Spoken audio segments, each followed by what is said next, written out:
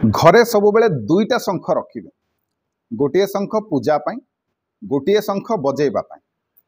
पूजा पाई जो शंखटी किणवे छोटिया शंख किणवे तार रखापी स्वतंत्र जगह मिले दोकानी भाई को पचारे सी आपको देदेवे से जगार पूजा पाई जो शंख किणवे पूजा स्थल पाखे रखिए सी है पूजा शंख केवल पूजा पाइब से एवं जो शंखटी बजेबे से शंखटी आपड़ जो शंख को फुंकी पारे से भली शंख जिते बड़ नहीं आसिले चलो किंतु ताकू बजे पारिबा आपण दरकार।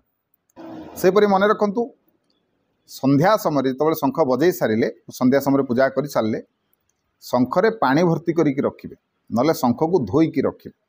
पानी भर्ती करके रखिले कौन हम ना छोट छोट जो पोक फोक सब पशि जाती आउ पशिबेन आउ शंख भी आपंकर बढ़िया बाजिब। सेपरी जो हाथ घंटी आपण मैंने पूजा करुँच पूजा घंटी जो हाथ घंटी ताकू मध्य केबेले तले थोइबेनी गोटे पितल छोटिया थालियाटे किणी आनिबे ता उपरे ताकू रखिबे। आउ आपनकर सुदर्शन थिबो चक्र थिबो सेही भली हाथ घंटीटी आपण माने किणतु पूजा समय व्यवहार करंतु। सेहीपरि मन रखंतु जदि कौनसी मंदिर रे आपनकर सक्षम अछि आ शंखटी आपण माने दान करंती ताहाले मध्य बहुत मंगल। ये कथा गुड़िक मानतु निहाती भाव में आपनकर मंगल हम। वीडियो भल लगुले वीडियो को लाइक करेंगे शेयर करेंगे चैनल को सब्सक्राइब करने को अनुरोध रही। जय जगन्नाथ जय शिव शंकर।